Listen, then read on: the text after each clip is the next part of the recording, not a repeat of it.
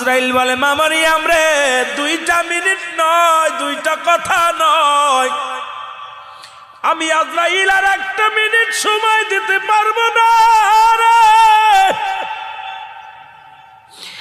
ও মা মারিয়াম, তোমার কলিজার টুকরার সঙ্গে আর কথা বলা সম্ভব নয়,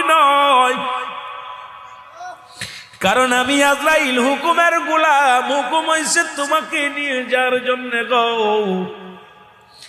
আমি 2টা মিনিট দেরি করতে পারবো না। মারিয়াম আলাইহিস সালাম ডাক দিয়ে বলে আজরাইল,